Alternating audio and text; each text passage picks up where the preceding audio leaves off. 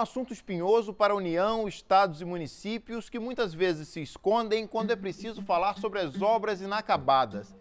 Estima-se que há 22 mil delas espalhadas pelo país. Dinheiro do contribuinte desperdiçado em projetos e estruturas que não servem para nada. O caminho da reportagem de hoje foi atrás de prazos, respostas, causas, para entender por que há tantos lugares como este pelo Brasil. Ela veio diminuindo a velocidade da obra e rompeu literalmente e abandonou a obra. Chega aqui de noite, ela tem que ficar nesses becos aí escuros porque não tem um lugar para a gente ficar esperando o ônibus. Eu acho isso errado também. Simplesmente porque a empresa não concluiu a obra da ponte. Não terminaram a ponte, a estrada. É apenas o meu dinheiro e o seu dinheiro que está ali perdendo com o tempo. Em todo o Brasil, a história se repete. Muitas obras começam e não ficam prontas. Milhões e até bilhões de reais são investidos e o resultado final é o mesmo. Um rastro de esqueletos de cimento, pessoas que vão da esperança à decepção. A principal resposta que nós recebemos dos gestores é quanto à falta de recurso, de repasse de recursos de convênios federais e estaduais, no caso dos municípios. Mas a gente sabe também que existe um problema muito grande, isso é histórico no Brasil, da falta de planejamento nas obras. Se você interrompe uma estrutura enquanto ela ainda não foi acabada, tudo isso vai comprometer a vida útil da estrutura ao longo do tempo. E se ela ficou paralisada há muito tempo, isso vamos dizer, exige praticamente um reprojeto. Nossa volta ao passado começa em junho de 2006 no município de Missão Velha, interior do Ceará, quando o então presidente Lula descerrou a placa de inauguração das obras da ferrovia Transnordestina, um projeto ambicioso que nunca funcionou. Inicialmente, a previsão era que o empreendimento ficasse pronto em 2010. Então, já estamos em 2017 e não há informações claras sobre qual é a situação, em que nível está a execução dessa obra. A concessionária alega que a obra está por volta de 51% de execução, ou seja, estaria pela metade. Pelos planos originais, a ferrovia Transnordestina teria 1.753 quilômetros. Deveria ligar a cidade de Eliseu Martins, no interior do Piauí, ao porto de Pecém, próximo a Fortaleza, no Ceará, e ao porto de Suape, no litoral pernambucano. Os trilhos, que serviriam para escoar a produção agrícola e minérios do sertão nordestino, cortariam 81 municípios, trazendo desenvolvimento para toda a região, mas foram assentados apenas pouco mais de 600 quilômetros de trilhos. Tentar ver o que eles podem fazer para poder recuperar e a gente poder entrar no trilho junto com a Transnordestina e voltar a funcionar esse sonho que hoje a gente está vivendo um pesadelo. Era um sonho lá atrás, hoje é um pesadelo. Em junho de 2006, quando começaram as obras, a previsão era que a Transnordestina ficasse pronta até 2010, consumindo um total de 4,5 bilhões de reais. Mais de uma década já se passou, os trilhos não levam nada a lugar nenhum e os vagões estão em completo desuso. No auge das obras, mais de 10 mil operários estiveram aqui em Salgueiro, na frente de serviço. Agora, não há mais ninguém por aqui e o que se vê são máquinas paradas e um completo descaso com dinheiro público investido. Tanto dinheiro que chamou a atenção do Tribunal de Contas da União em Brasília. Em janeiro de 2017, o TCU decidiu pela suspensão do repasse de recursos para obras da Transnordestina, por entender que havia o risco de danos aos cofres públicos. A proibição ainda vigente impede que BNDES, Valec, uma empresa pública ligada ao Ministério dos Transportes, e os vários fundos de desenvolvimento do Nordeste continuem financiando a ferrovia. O TCU ele detectou que houve essa elevação drástica das estimativas de custo, detectou também uma extrapolação em muitos anos do prazo que tinha sido inicialmente previsto e a quantidade intensa de capital público envolvido nesse empreendimento. Segundo o TCU, desde 2006, a ferrovia já consumiu 6 bilhões e 300 milhões de reais, dos quais 5 bilhões e 100 milhões de reais vieram de recursos públicos. Desse total, o BNDES repassou 788 milhões de reais à empresa Transnordestina Logística S.A., concessionária responsável pela obra e que pertence à Companhia Siderúrgica Nacional. As placas amareladas, quase derrubadas, servem para lembrar a quem passa pela rodovia que aqui tem investimento do governo federal. O TCU, por enquanto, ele está avançando no sentido de avaliar aspectos jurídicos e a participação do governo como sócio financiador deste empreendimento. Em determinado momento, o TCU poderá, avaliar se as obras realizadas correspondem ao que foi de fato aportado nessa empresa concessionária pelos sócios públicos. Nessa ocasião, o TCU pode verificar se houve ou não mau uso de recursos públicos. Em novembro de 2009, como se vê pela marca nos dormentes assentados, a construtora Odebrecht entrou como parceira da concessionária na construção da Transnordestina, abrindo de uma vez 5 novos canteiros de obras, um deles em Salgueiro, município do sertão pernambucano, que seria o entroncamento principal da ferrovia. O pessoal daqui da região, como vivia muito de agricultura, desse tipo de atividade, quando apareceu as empresas aqui, a ferrovia e a transposição do rio, abriu muito emprego, abriu oportunidade de emprego para todo mundo, em todo tipo de área, tanto de operador, de um ajudante ao engenheiro, surgiu... Tinha vaga, exatamente. Hoje nós estamos no trabalho pesado, hoje nós estamos voltando ao velho tempo atrás, o que a gente era de verdade. Nós estamos voltando aos velhos tempos, esquecendo o que teve aqui de riqueza, o que teve de abundância. Agora nós estamos vivendo o momento, a dura realidade, que é voltar ao sertão e voltar ao nosso caminho e tentar desenvolver por aí. A imagem dos tempos de riqueza de Salgueiro estão frescas na memória de todos. Foi em agosto de 2010 que o ex-presidente Lula esteve em Salgueiro, inaugurando o que seria a maior fábrica de dormentes do mundo. Capacidade para produzir 4.800 dormentes de concreto por dia, em investimento inicial de 115 milhões de reais. Não dava para dar vazão a esses dormentes sem a ferrovia. A ferrovia seria o elo para que essa fábrica realmente funcionasse. Em julho de 2012, o Caminhos da Reportagem esteve em Salgueiro. A repórter Catiúcia Neri percorreu os trilhos da Transnordestina, visitou a fábrica de dormentes, entrevistou trabalhadores. Tempos de otimismo. A ferrovia tinha orçamento definido e data para ser inaugurada. O Ministério dos Transportes diz que a obra termina em dezembro de 2014. Hoje, a fábrica de dormentes está fechada. Os 600 funcionários foram demitidos.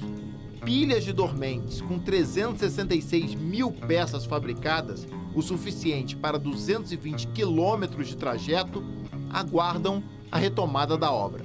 A minha maior preocupação é dessas obras abandonadas. É você ver tudo aí entregue às baratas, tudo abandonado.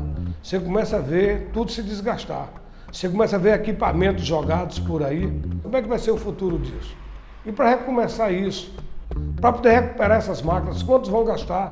Em setembro de 2015, 2 anos depois de a construtora Odebrecht ter abandonado a parceria com a Transnordestina Logística, o trem finalmente andou, mas só durante uma visita da então presidenta Dilma Rousseff ao município de Paulistana, no Piauí. Na ocasião, os dormentes eram assentados nos trilhos, a previsão de conclusão tinha ficado para janeiro de 2017 e o orçamento total saltara para 11 bilhões e 230 milhões de reais. Mas logo em outubro de 2015, tudo parou novamente no Piauí por falta de pagamento da Transnordestina S.A. às empresas terceirizadas. Essas empresas que lá participaram, essas terceirizadas que lá participaram, tiveram, evidentemente, um prejuízo enorme por terem executado o serviço e não ter recebido. Isso traduz de uma forma simples que houve, não é que houve má fé, mas que houve um desvio de dinheiro, faltando assim dinheiro para completar as obras restantes e pagar os terceirizados que lá executaram obras. Se até agora a ferrovia consumiu mais de 6 bilhões de reais e a Transnordestina Logística, que tem a concessão da malha até 2057, afirma já ter construído 52% das obras, então, numa matemática simples, outros 6 bilhões de reais bastariam para concluir a ferrovia, certo? Essa matemática ela tem riscos, porque a obra iniciou num terreno mais plano. Para chegar aos portos, que esse é o objetivo, né, a Transnordestina vai chegar aos portos de Pecém e de Suape, né, Pecém no Ceará e Suape em Pernambuco. Vai precisar agora de um desafio ainda maior, que é o desafio da topografia, das elevações existentes e da interferência urbana no projeto.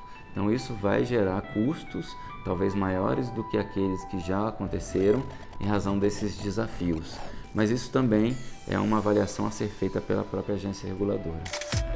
A agência reguladora é a ANTT, Agência Nacional de Transportes Terrestres, que afirmou por meio de nota que está apurando vários descumprimentos contratuais, como atraso na entrega de trechos, não envio dos projetos e orçamentos insuficientes. Tudo isso somado pode levar a multas à concessionária e até a caducidade da concessão.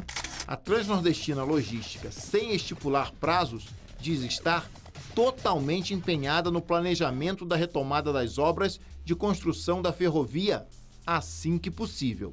Nossa esperança, expectativa é que retome, é que a gente conserte os erros do passado e a gente retome essa obra para trazer desenvolvimento para a nossa região. Todo dia o seu Manuel, pequeno agricultor aqui de Salgueiro, leva boiada para beber água. No meio do caminho que ele percorre, 2 grandes obras inacabadas: os trilhos da inoperante Transnordestina e um canal interrompido da transposição do Rio São Francisco. Mas o negócio está meio devagar. Agora está tudo desempregado aí, né? Mas o que aconteceu, não terminou mais desse negócio da corrupção, né? Ao lado do percurso diário do agricultor, uma grande ponte inacabada. Sem ela, o canal do eixo norte da transposição também não foi concluído. Uma obra parada, esperando pela outra. 6 anos de seca, e a gente pensando que ia ter uma coisa boa e demorando desse jeito, né? A empresa que abandonou a obra Mendes Júnior não conseguiu concluir. Dizendo Júnior era responsável pela transposição. Pela transposição. Esse trecho que compreende de Terra Nova ao Ceará era da Mendes Júnior e ela abandonou. Apenas o trecho de Salgueiro é que você pode ver. É uma ponte que não está pronta, é um aqueduto que não está pronto, é algumas reformas que tem que ser feitas no canal, mas é alguma barragem que tem que se concluir alguma coisa, mas a obra é pequena. Nem tão pequena assim, Lindenberg. Uma volta pelo sertão de Pernambuco mostra as máquinas paradas, sem rodas, com pneus furados, a insistente placa de não há vagas, num local onde não há mais trabalho. Nós tínhamos 14 mil empregos logo no começo da transposição. Hoje nós estamos com 7 mil empregos. Está todo mundo na rua hoje pedindo emprego. Em 2014, o operador de máquinas pesadas Miguel Vidal foi um dos operários escolhidos para participar da gravação de uma propaganda oficial do Ministério da Integração. Todos eram a imagem do otimismo. Na verdade, passa um filme, né? Eu imagino quando eu estava trabalhando, os momentos com os amigos. E quando eu vejo parado, eu fico imaginando, será que vai terminar? A transposição do Rio São Francisco, uma obra tão aguardada e que durou mais de 10 anos, já foi até inaugurada, mas ainda não foi totalmente executada. No eixo norte, um canal de 252 quilômetros de extensão, ainda falta a instalação de bombas na estação elevatória de Terra Nova, em Pernambuco. Sem elas, não há como a água passar para o outro nível, a barragem de Serra do Livramento. Dessa forma, as águas ainda estão longe de chegar até o Ceará. No município pernambucano de Terra Nova, a água que passa pelo canal da transposição, tão perto do agricultor, não pode ser usada. Nós estamos com os bichinhos morrendo de fome. Não tem direito, se nós tirar essa água aqui e botar uma bomba, um motor, nós vamos presos. O eixo leste da transposição foi inaugurado em março de 2017, após 10 anos de obras. O eixo norte, justamente o que passa por Salgueiro, está com 94% de execução. Segundo o Ministério da Integração Nacional, no mês de abril foi assinado o contrato com o consórcio ENSA-Citom para concluir o serviço interrompido, com valor pactuado de R$ 516 milhões. A previsão é que as águas do Rio São Francisco cheguem ao Ceará até o final de 2017. Prejuízos? Muitos. A transposição do Rio São Francisco extrapolou o orçamento original. Cálculos atuais estimam que toda a obra chegará a 9 bilhões e 600 milhões de reais. E a construtora Mendes Júnior deixou um rastro de dívidas na cidade de Salgueiro. Nós tivemos alguns contatos com a Mendes Júnior, que é uma empresa hoje que ficou devendo a maior parte ao município. E a Mendes Júnior ela diz assim, pede ao Ministério que pague as empresas. Em nota, o Ministério da Integração diz que realizou, por meio de depósitos judiciais, transferências que totalizaram 27 milhões de reais. A iniciativa possibilitou que a Justiça do Trabalho repassasse o montante exclusivamente para a quitação das verbas rescisórias dos ex-funcionários da construtora. Numa cidade marcada por duas grandes obras inacabadas, quase passa despercebido um esqueleto abandonado. A ausência de um Instituto Médico Legal em Salgueiro atormenta tanto os vivos quanto os mortos. A construção está parada há 3 anos. Essa obra é uma obra que iniciou no ano de 2014 e até hoje ela encontra-se nesse estado, encontra-se inacabada. Bem inacabada. Na realidade, eu acho que com 6 a 7 meses ela foi paralisada e a partir daí continuou-se o calvário das famílias, né?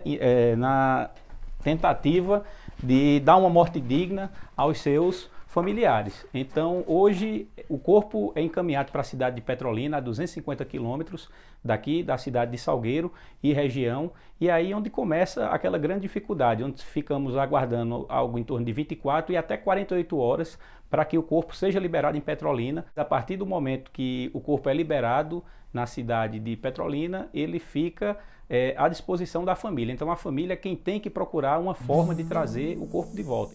A Secretaria de Defesa Social do Estado de Pernambuco é responsável pela obra, mas não nos informou sequer o custo total previsto, os motivos do abandono e se há previsão para a retomada do IML. Enquanto isso, moradores de Salgueiro, como o seu Evaldo, que perdeu um irmão num acidente automobilístico, sofrem ainda mais num momento tão difícil. A mais em conta, menos sofrimento da família, tudo. Foi até Petrolina para liberar lá, tem que ir um da família. 60 mil habitantes apenas. Gente como o Kleber, o Lindenberg, o Miguel e até o prefeito.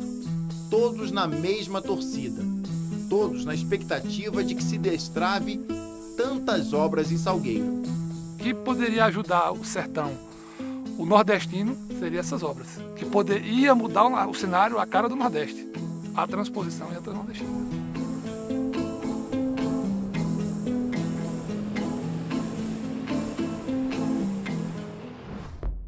No próximo bloco tem mais.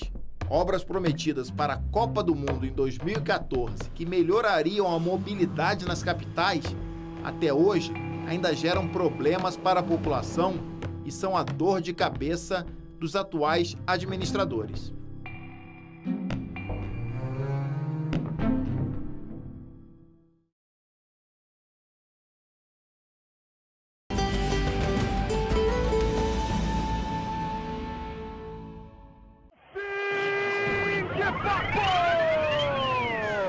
O Brasil está fora da decisão!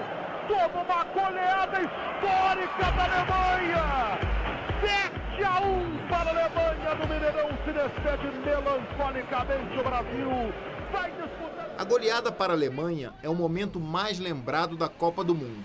Mas para vários brasileiros, os efeitos de 2014 não passaram até hoje.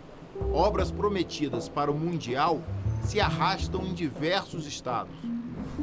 Em 2007, nós já sabíamos que em 2014 nós iríamos sediar a Copa do Mundo. Portanto, nada se fez. Quando chegou 2011, olha, agora nós vamos ter que fazer as obras necessárias. Aí então, devido ao tempo, esqueceu-se do sistema licitatório e todas essas obras foram então licitadas através do sistema diferenciado de contratação. A apenas 7 quilômetros do Mineirão, no bairro de São Gabriel, em Belo Horizonte, a construção de uma nova rodoviária interestadual deveria ter começado em julho de 2012. O empreendimento era para ser entregue no primeiro semestre de 2014, mas o que se vê é só terraplanagem. E que rodoviária aqui vai demorar pelo menos 10 a 20 anos ainda, né? Pelo que eu creio, obra não tem, trabalhador não tem. Fazer o quê? O pessoal quer mais o quê? Só o dinheiro da gente que vai embora, né? A área passou por 287 desapropriações, que custaram mais de 40 milhões de reais para a Prefeitura de Belo Horizonte. Esse processo atrasou o início das obras. Só em janeiro de 2016, o consórcio SPE recebeu o terreno para começar a construção. A rodoviária teria que ser entregue em agosto de 2017. O investimento ficaria a cargo do consórcio, que teria 30 anos para explorar os lucros do novo empreendimento. Mas, segundo a BH Trans, empresa de transporte e trânsito de Belo Horizonte, as chuvas recorrentes no final do ano passado e início deste ano trouxeram dificuldades para a execução da obra, causando diversas paralisações. Até o momento a gente vê ali o negócio da firma ali, mas não embalou nada. Agora, a partir do momento que sair do papel e ficar pronto, aí eu creio que vai ser um grande benefício para todos nós, né? Mas os índices pluviométricos do Instituto Nacional de Meteorologia mostram que choveu menos em Belo Horizonte este ano do que a média histórica da cidade. A desculpa não cola e irrita ainda mais a população. É uma palhaçada, entendeu? Atrapalha o trânsito da gente todinho, entendeu? Você tem que levantar mais cedo para poder sair de casa, você tem que levantar mais cedo para poder chegar no serviço. Em termos de mobilidade urbana, as capitais da Copa levam goleadas diariamente. Os atrasos nas obras da Copa, estou falando em 2012, 2 anos antes da Copa. O primeiro relatório de 27 obras mostrava que 26 estavam atrasadas. Tanto que até hoje 17 delas não foram concluídas. Nós precisamos de encontrar um caminho de fechar essa conta, porque senão fica uma coisa extremamente desconfortável, tanto para nós da fiscalização como para o próprio governo. A Arena Pantanal, em Cuiabá, sediou apenas 4 partidas da Copa, todos jogos da primeira fase. Mas as cicatrizes do maior projeto prometido continuam pela cidade. O governo de Mato Grosso aproveitou a onda de investimentos e tentou instalar um modal de VLT, o veículo leve sob trilhos, quando a solução mais simples poderia ser um BRT, que usa ônibus em vez de trens. O Ministério das Cidades aprovou o projeto. Aí a turma aqui começou a se organizar e fizeram, né? Trocaram esse projeto na viagem de avião de Cuiabá para Brasília. Eles saíram daqui com o projeto do BRT para pegar o dinheiro no Ministério da Cidade, encontraram um território fértil. Para captação de não teve jeito. Aí criaram o projeto do VLT ao preço de 1.470 bilhões de reais. Para quê? Para atender a mesma demanda que o projeto do BRT estava pronto, adequado e só faltava o detalhamento. O VLT imaginado teria 22 quilômetros de extensão. A linha 1 ligaria o aeroporto de Várzea Grande a um terminal em Cuiabá, uma distância de 15 quilômetros. A linha 2 iria do Morro da Luz ao bairro Cochipó por 7 quilômetros de trilho, um trajeto que necessitaria de várias desapropriações e da construção de muitas estações pelo caminho. Se notou que foi uma obra de início sem projeto nenhum, de que forma que ia ser concluído, por isso você percebe que ainda continua da mesma forma. Então, eu acho que foi de maneira irresponsável, fizeram um projeto que na realidade não tinha no papel. O comerciante Márcio Ney tem uma loja na Avenida da FEB, no município de Várzea Grande. Justamente o primeiro lugar por onde começaram a instalar os trilhos do VLT. O novo modal de transportes trouxe prejuízos para quem trabalha por ali. Eu tive que, na época, gastar, mandar rebaixar, fazer calçada e tudo mais, mas na expectativa que tudo isso viesse a melhorar em seguida. E essa obra de 2011 para cá, ela ficou da forma que vocês estão vendo ali, inacabadas, né? Sem nenhuma resposta por parte do governo de um projeto da avenida, de que época seria o término dela.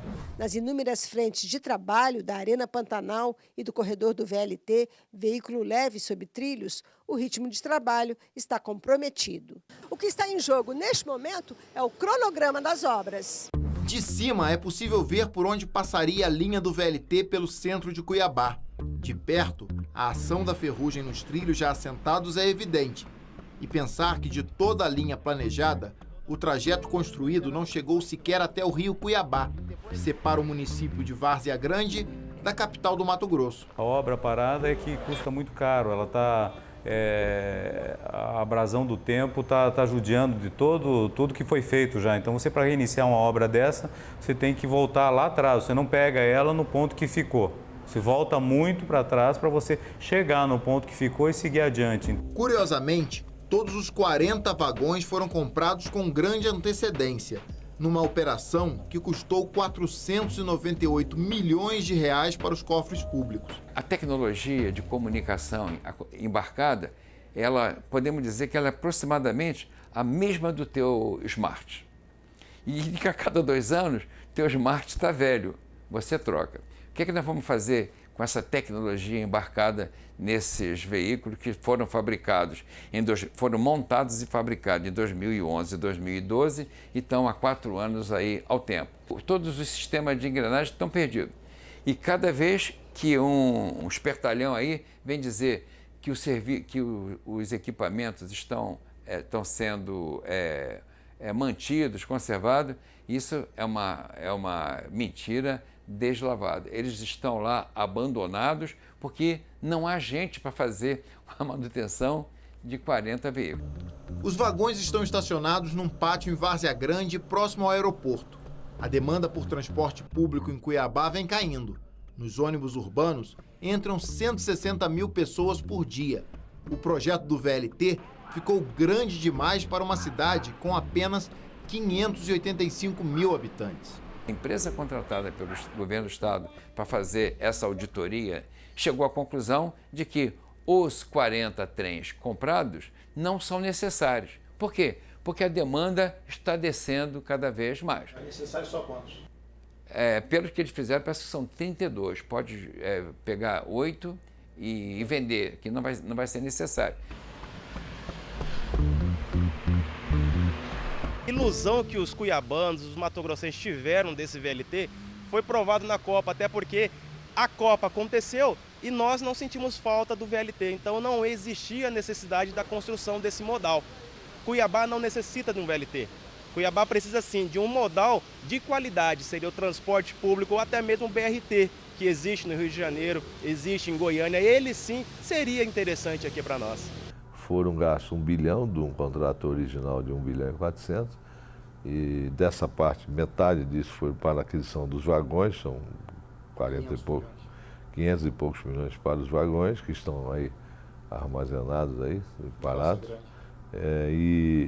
Mas o que a gente depreende dessa situação? Não há como fugir dela, tem que terminar.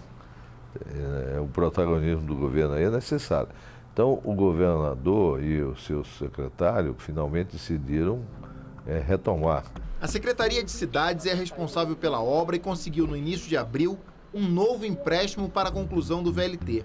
O consórcio responsável pedia mais de 1 bilhão para terminar a implantação do modal.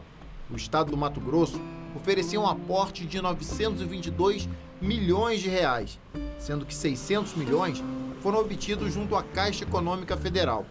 A expectativa é de mais 2 anos de trabalho até que os trens, hoje inúteis, comecem a circular pelos trilhos. Não tem jeito, professor. Vamos ter que levar essa obra até o final. Ok, boa sorte, governador, mas o senhor vai sofrer, nós vamos pagar um preço caro, porque essa obra, depois de pronta, ela não vai ser operacional, porque não haverá como manter um sistema tão caro, tão sofisticado, funcionando. Você tem um bom transporte, você reduz o veículo. Agora, Cuiabá é uma cidade que nós temos aí com temperaturas aí de 40, 45 graus. Se nós não tivermos um bom transporte público, as pessoas não vão, vai vir com o seu carro. E normalmente, se olha nos carros, tem uma pessoa só dirigindo o carro. Então, não existe. O transporte urbano de massa, ele tem que ser bom para que todo mundo venha por ele. É muito mais barato vir de ônibus, é muito mais barato vir de VLT.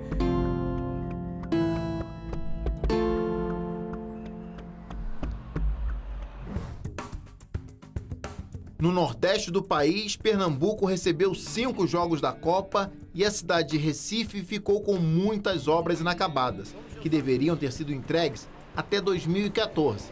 A maior delas, o corredor leste-oeste do BRT, o serviço de ônibus expresso que se tornou objeto de investigação do Tribunal de Contas do Estado.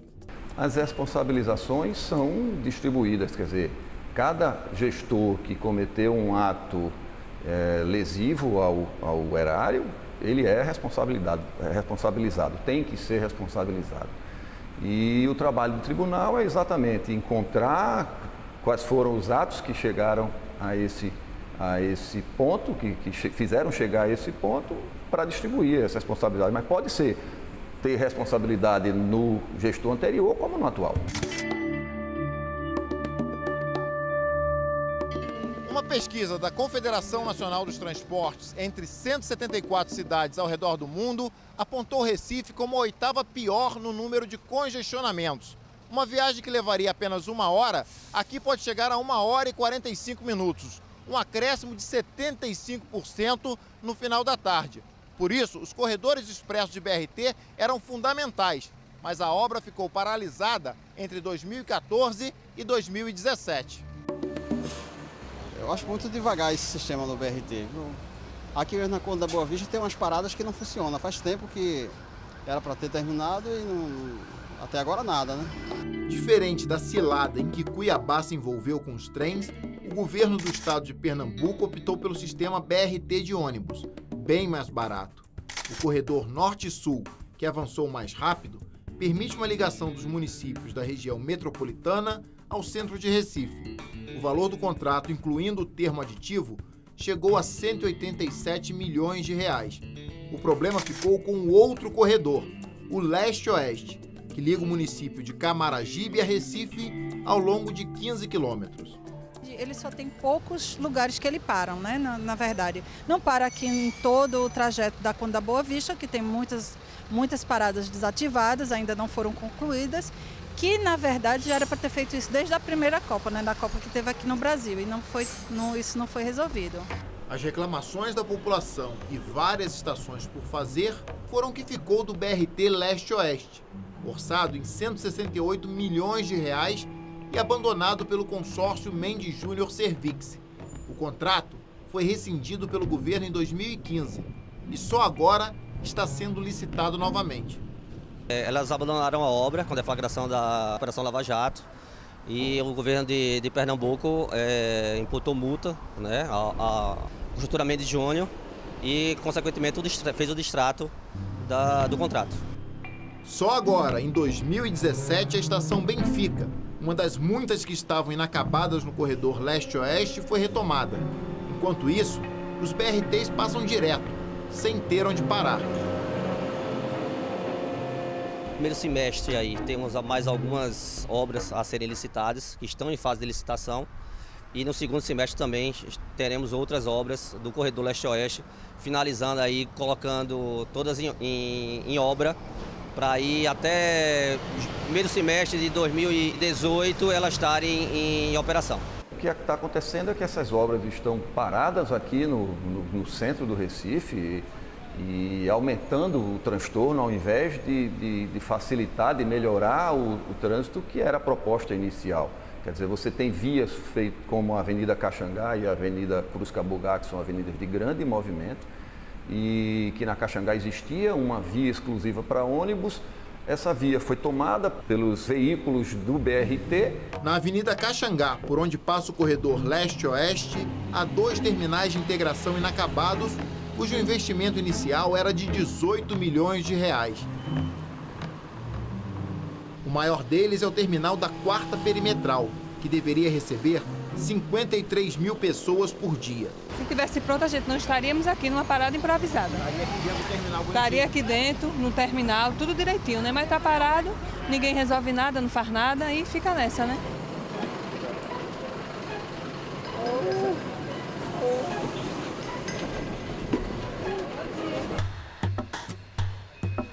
Embarcamos no BRT Leste-Oeste, indo em direção à estação Guararapes, no centro de Recife. Quando o BRT está no corredor expresso, tudo vai bem. O problema é que à medida que se aproxima do ponto final, o BRT se torna um ônibus comum, aproveitando as ruas já existentes e passando pelas pontes que cortam os canais do Recife Antigo. O gerente das obras diz que isso vai ser resolvido. O sistema de BRT, ele contempla a segregação do corredor. E aí sim, quando ele estiver totalmente implantado, 100% implantado, e aí nós teremos uma via de fato exclusiva para o BRT. Dados da Secretaria de Cidades estimam que o corredor leste-oeste pode transportar 54 mil pessoas durante as 560 viagens que o ônibus faz por dia. Uma dessas passageiras é a Mônica, que embarcou na estação BR-101 e saltou na estação final de Guararapes. Para ela, as estações inacabadas fazem falta. Se eu quiser descer no certo bairro, que é o bairro da Benfica, a estação lá não está concluída. Então eu tenho que descer no Derby, na estação do Derby, vir andando, ou descer aqui na estação Guararapes e voltar andando até a Benfica. Mais do que qualquer engenheiro, quem pega o transporte público todo dia se torna rapidamente um especialista em mobilidade urbana. Precisava sim dar uma acelerada para poder atender melhor a população que assim depende muito do transporte público, né? E assim para evitar também congestionamento, engarrafamento. A gente hoje que vive com uma vida tão corrida e que precisa de uma linha assim expressa, que o transporte fosse um pouquinho mais rápido.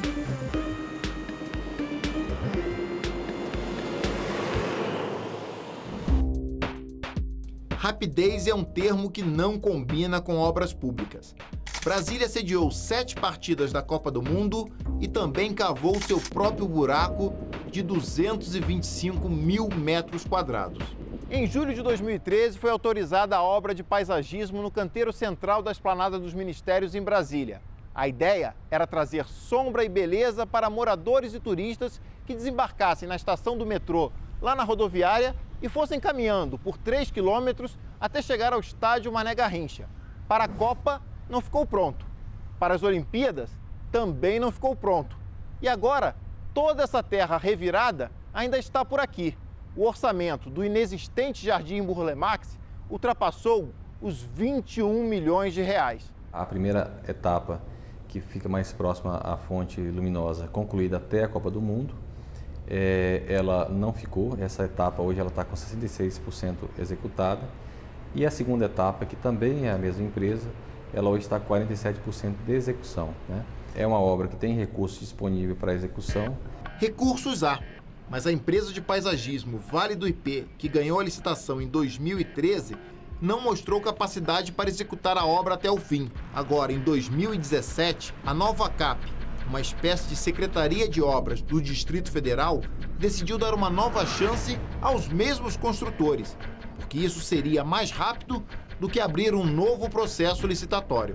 A ideia é abrir uma frente e concluir, e esse contrato ele vence em meados de junho. Então, se a empresa cumprir essas 2 etapas seguintes, nós vamos prorrogar esse contrato. Caso ela não cumprir, vamos fazer a rescisão do contrato e fazer uma nova licitação. Um espelho d'água em plena crise hídrica vivida pelo Distrito Federal. Embora a gente possa concluir essa etapa, nós só vamos encher o espelho d'água no início do período chuvoso, agora em outubro ou novembro, né? Então, por isso a obra também vai ter que ficar lá para o final do ano, porque porque a população não vai entender nós passando uma dificuldade hídrica como nós estamos, né, e nós enchendo um espelho d'água lá no meio do eixo.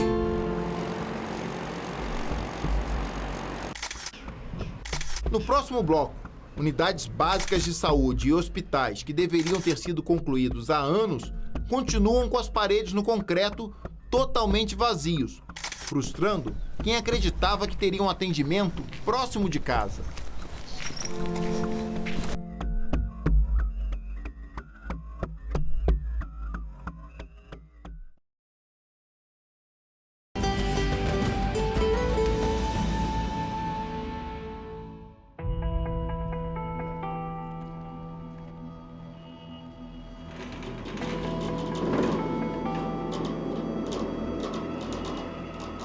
Não é difícil entrar nas estruturas inacabadas de uma obra que simboliza o descaso com os cofres públicos, o Hospital Central de Cuiabá. Era março de 1985, quando o edifício de 5 blocos começou a ser erguido numa área de 19 mil metros quadrados.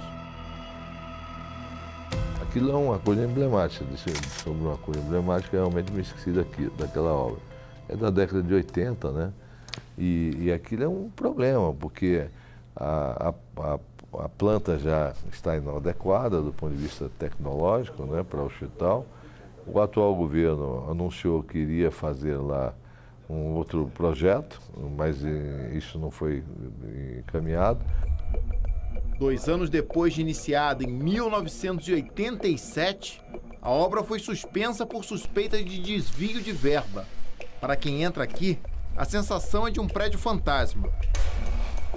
Eu praticamente tinha apenas 4 anos de idade quando deu início nessas obras. Hoje ela está paralisada há 30 anos e, infelizmente, o que as pessoas esperavam que pudesse ser aqui um local para fazer atendimento de saúde à população, hoje é apenas isso aqui. Uma obra abandonada e praticamente coberta por mato.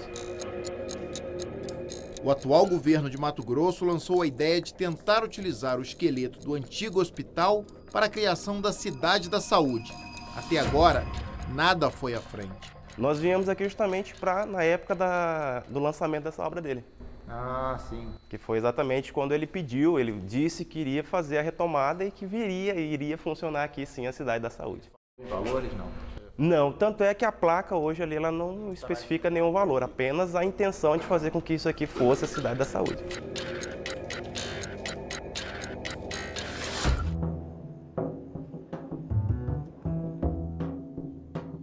Distante 16 quilômetros da Cidade da Saúde, outro edifício começou a ser construído para servir de hospital universitário e também está inacabado. Toda essa estrutura, que está inclusive alagada, representa o futuro Hospital Universitário Júlio Miller, em Cuiabá. As obras foram paralisadas em meados de 2015 porque o consórcio trabalhava com apenas 15 operários. Nesse ritmo lentíssimo, só ficaria pronto depois de 2045. Agora, sem operários nenhum, não há nenhuma previsão de inauguração. Na verdade, a construtora rompeu o contrato, foi um rompimento unilateral de contrato, onde a construtora abandonou a obra. É uma obra que já foi feita a parte de infraestrutura, base, falta a parte de drenagem ali, então parece ser alagado, mas é um problema de drenagem, né, que ainda não foi feito.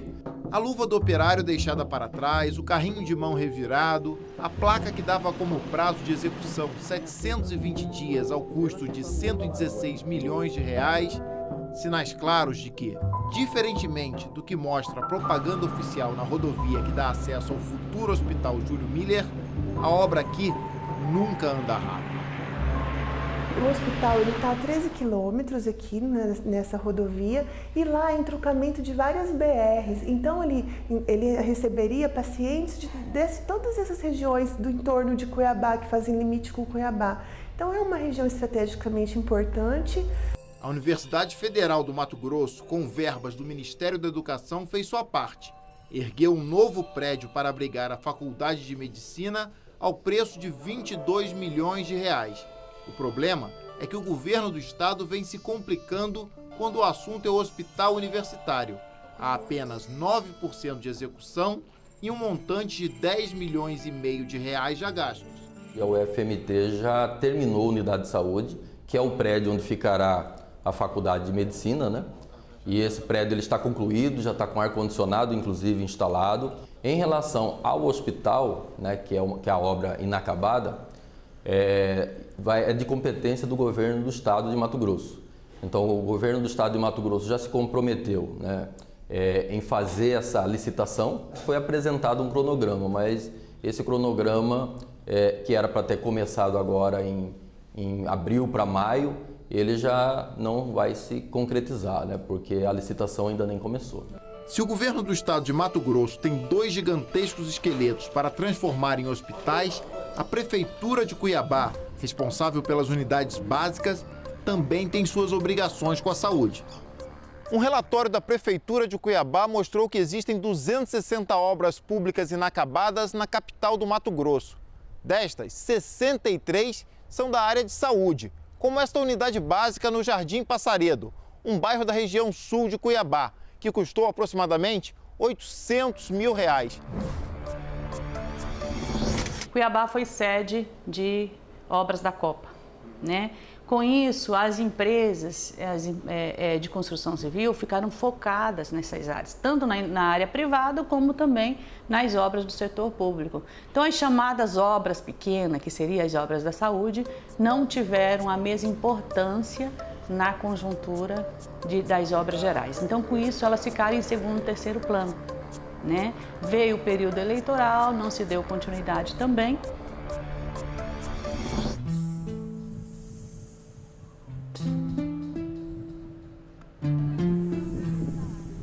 A uma distância de apenas 5 quilômetros da primeira unidade básica de saúde que visitamos, encontramos outra estrutura abandonada agora no bairro Real Parque.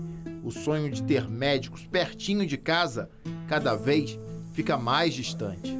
E o que a gente vê hoje, assim, o que a população sente, um lugar que era para estar acolhendo quem necessita de um atendimento de saúde, hoje é um risco para a comunidade, porque a gente tem incidência de caramujo, de mosquito da dengue, pessoas que entram aqui para fazer uso de drogas, né? Coisas ilícitas. Né? Sim, ficou um esconderijo. Então, assim, o que era para estar dando saúde à população caiu no descaso, né? Descaso é a palavra mais ouvida quando nos deparamos com obras inacabadas. Adriana é a presidente da Associação de Moradores do bairro. Pode apenas pressionar o poder público atrás de prazos, atrás de respostas. Os nossos moradores hoje eles se encontram desacreditados, né? Tanto que assim, a gente faz reportagem, chama a televisão para gravar alguma coisa, todo mundo recusa, porque já fizemos tanta coisa, já fizemos manifestações, né? Então, assim, estão descrentes. A unidade básica de saúde estava orçada em R$ 828 mil. Começou a ser construída em 2013. Deveria ter ficado pronta em 6 meses. Dona Cícera, que mora bem em frente, numa rua que até hoje ainda espera pelo asfalto, cobra um posicionamento da Prefeitura de Cuiabá.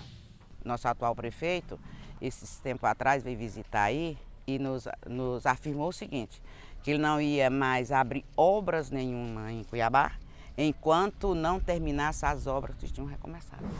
Fomos obter respostas na Secretaria de Saúde da Prefeitura. Há até um mapa sinalizando onde estão todas as obras inacabadas. As empresas que abandonaram os empreendimentos serão notificadas e novas licitações serão abertas.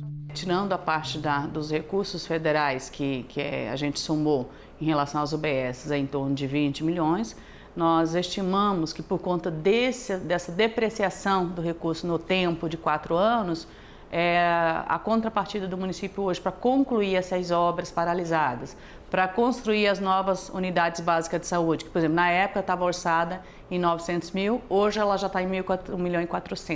Cada uma delas? Exatamente. É 1 milhão e 200, 1 milhão e 400, né?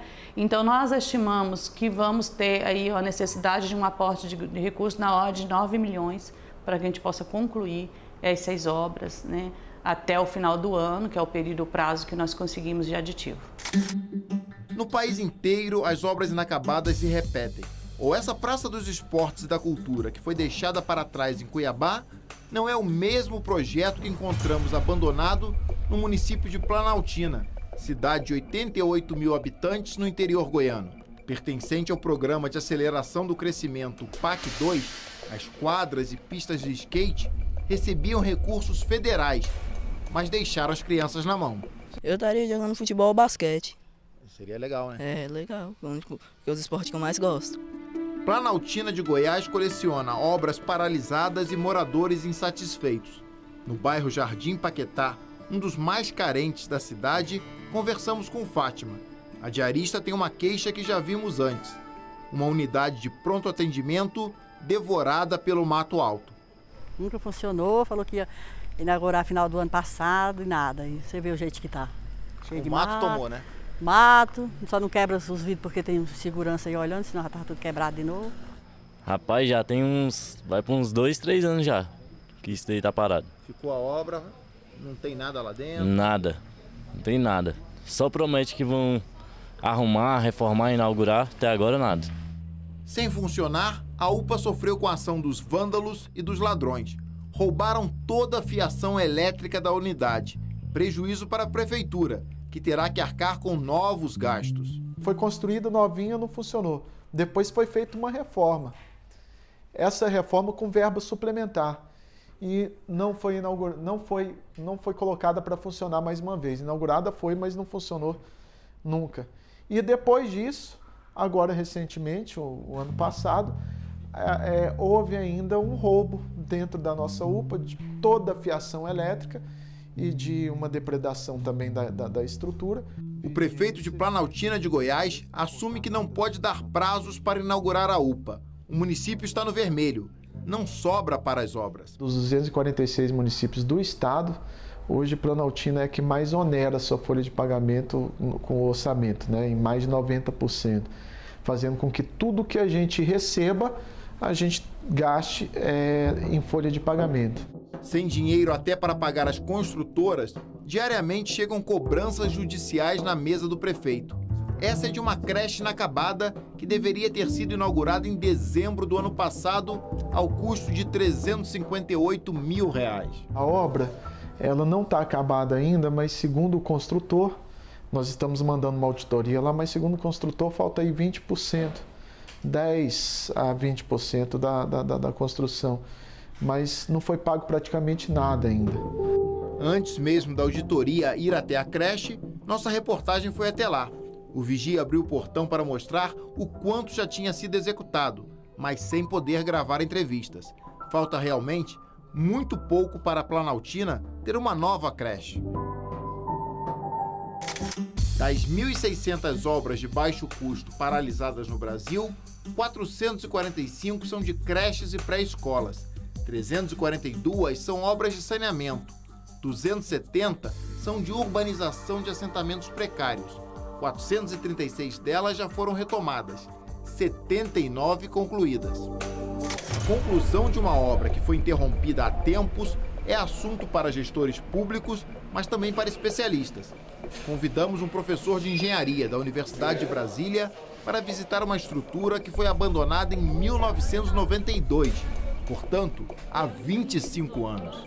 Do jeito que está aqui, por exemplo, talvez seja necessário, na recuperação, demolir essa parede e fazer outra vez. Ou seja, a recuperação dessa obra, a estrutura de concreto dela, pode não estar danificada e com certeza poderá ser aproveitada como um todo. Mas, obviamente, com correções. Mas o restante, a alvenaria, as esquadrias e outras partes, outros componentes da edificação, o gasto com certeza vai ser enorme. Se há uma sorte nisso tudo, é que as estruturas de concreto armado são extremamente resistentes ao tempo. Por outro lado, quando se interrompe uma obra, os prejuízos são inevitáveis. Isso aqui é uma obra plenamente recuperável. É uma obra simples. Isso aqui, o projeto de recuperação não seria um projeto muito complexo. Agora, teria que, obviamente, o custo de ter ficado tanto tempo parado. Talvez a fórmula para alcançar o tão sonhado fim das obras seja apenas seguir a recomendação da dona Cícera lá de Cuiabá, que até hoje espera pelo asfalto e pela unidade básica de saúde. A partir do momento que você se dispõe a ser prefeito e é eleito e tem uma ligação com a comunidade, eu acho que a única coisa que precisa é apenas uma palavra: respeito. Respeitar os seus eleitores. Porque se fica inacabadas, é um desperdício, é dinheiro jogado fora. Mas pior é não concluir para poder ser útil em alguma coisa que foi proposta.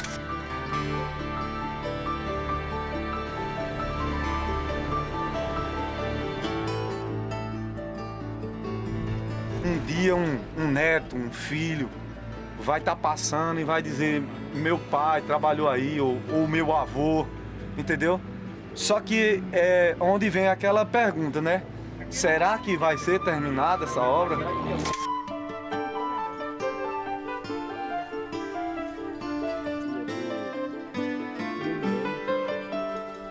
Eu quero acreditar.